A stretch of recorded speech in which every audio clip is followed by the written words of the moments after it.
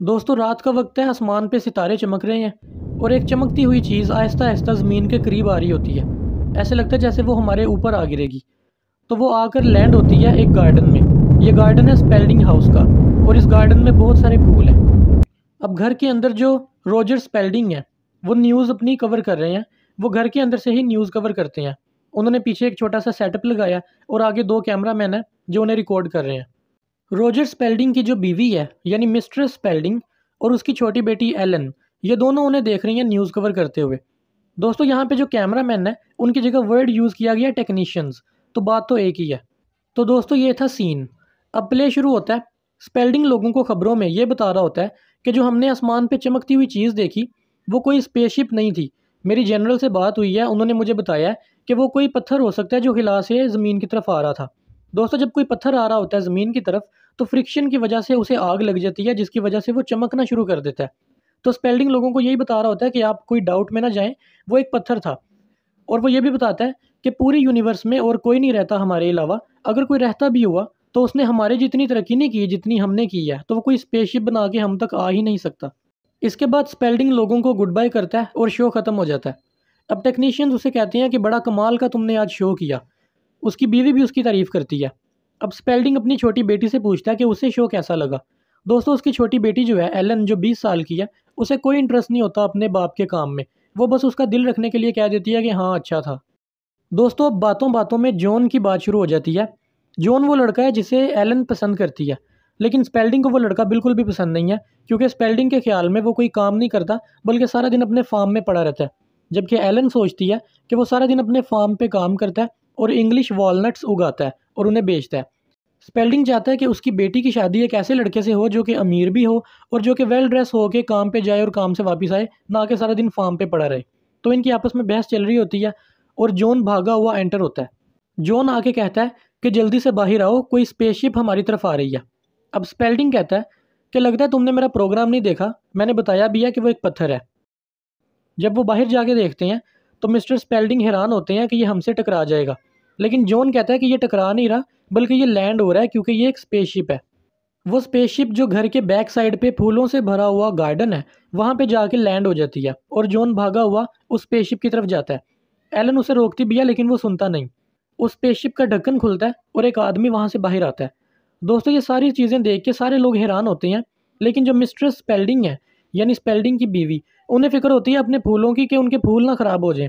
वो स्पेल्डिंग को कहती है कि जाके उस आदमी को कहो कि वो जो भी चीज़ है उसको यहाँ से हटाए, क्योंकि मेरे फूल ख़राब हो रहे हैं। उस स्पेसशिप में से जो आदमी बाहर आता है उसका नाम है क्रिटन, और उसने जो फैशन किया होता है वो 19th सेंचुरी का फैशन है, यानी 100 साल पुराना, और इस वक्त चल रही है 20th सेंचुरी। यानी जब उसने अंदाज़ा लगाया था कि मैं अर्थ पे उतरूंगा तो उसने अंदाज़ा लगाया था कि वो 19वीं सदी में उतरेगा, लेकिन थोड़ा सा उसका अंदाज़ा गलत हो गया और वो 100 साल बाद उतरा। वो 19वीं सदी के हिसाब से कपड़े पहन के आया था और उसकी कलमें लंबी थीं, यानी 19वीं सदी में जो मर्द जैसा फैशन किया करते थे वो वैसा बन के आया था।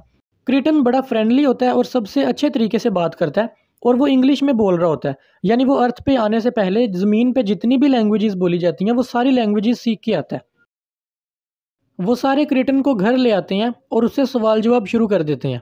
क्रिटन बताता है कि मैं एक दूसरे प्लेनेट से आया हूँ जिसे तुम लोग नहीं जानते, लेकिन मैं तुम्हारे बारे में बहुत कुछ जानता हूँ, क्योंकि मैं यहाँ आने से पहले रिसर्च करता रहा हूँ और मुझे तुम लोग बड़े पसंद हो। तो मैं सिर्फ एक विजिटर हूँ जो यहाँ पे विजिट करने आया हूँ। वो बताता है कि हम लोग पहले भी यहाँ पे आया करते थे जब इंसान यहाँ पे नहीं होते थे, सिर्फ ड्रैगन्स थे, और उसके बाद भी आते थे जब यहाँ पे इंसान होते थे, लेकिन हमें किसी ने देखा नहीं और हम यहाँ पे आते और चुपके से वापस चले जाते।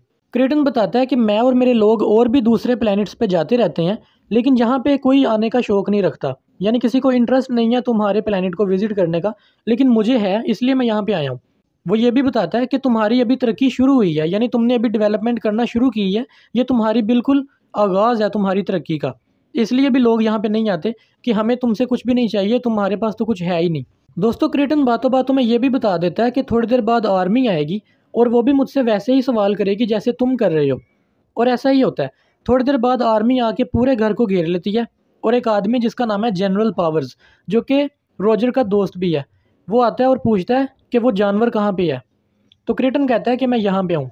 दोस्तों जो जनरल पावर्स है वो बड़े सख्त तरीके से पेश आता है, लेकिन क्रेटन हर बात का नरमी से जवाब देता है और पूरी कोशिश करता है कि किसी को भी गुस्सा ना आए। जनरल पावर्स अपने फौजियों को भेजता है कि जाके देखो इसकी जो शिप है वो किस तरह की है, उसमें क्या चीज़ है। वो आके बताते हैं कि उसमें कोई भी चीज़ नहीं है, यानी कोई भी इंस्ट्रूमेंट नहीं है, वो सारी अंदर से खाली है। अब जो जनरल पावर्स है वो क्रिटन से सवाल करने लग जाता है। वो कहता है तुम कहाँ से आए हो। क्रिटन कहता है मैं तुम्हें बता तो दूंगा लेकिन तुम्हें समझ नहीं आएगी, क्योंकि तुम कोई मैथमेटिशियन या कोई साइंटिस्ट नहीं हो। तो अगर मैं किसी साइंटिस्ट को बताऊंगा तो फिर शायद उन्हें समझ आ जाए। और इसके बाद पावर्स पूछता है कि तुम्हारी जो स्पेसशिप है वो कैसे चलती है।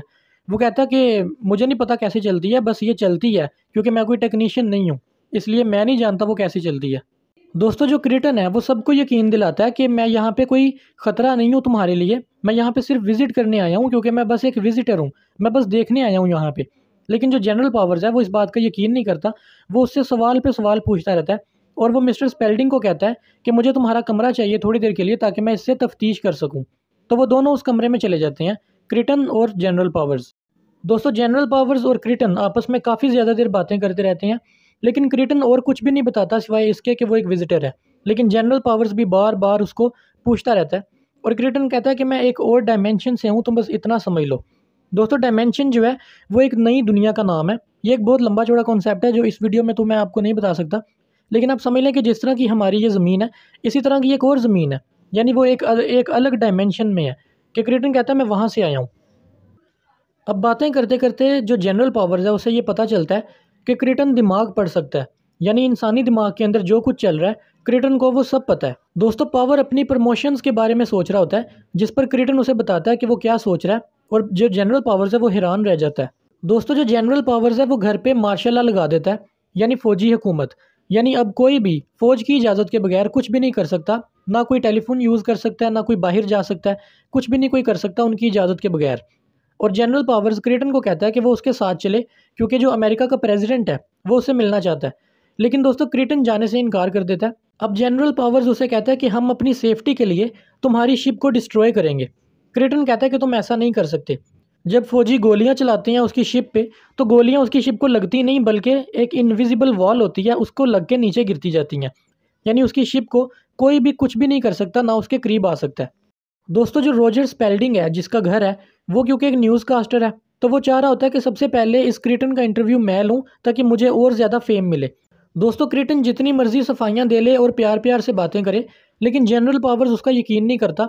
वो उससे बार बार पूछता है कि क्या तुम हम पे हुकूमत करने आए हो, क्या तुम हमारी ज़मीन को कंट्रोल करने आए हो। तो क्रिटन कहता है कि नहीं, हमारे लोगों को तुम में कोई इंटरेस्ट नहीं है, लेकिन मुझे है।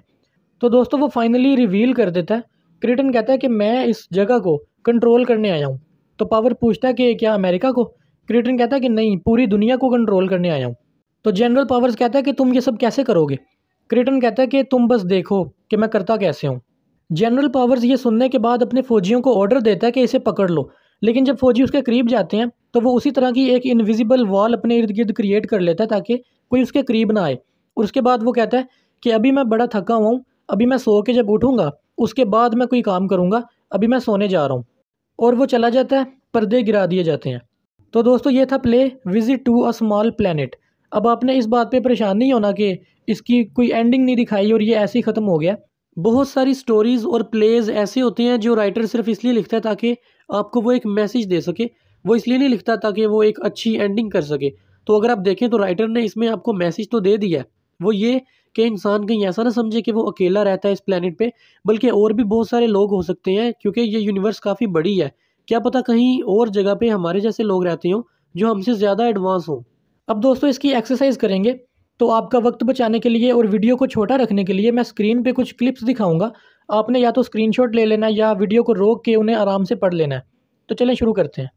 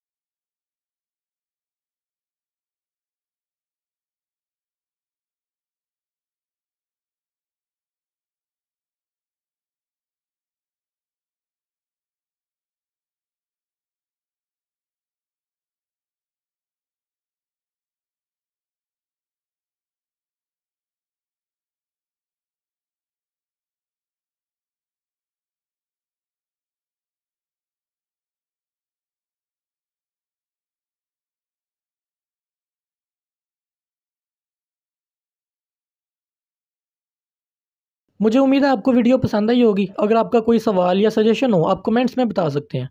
तो मिलते हैं अगली वीडियो में।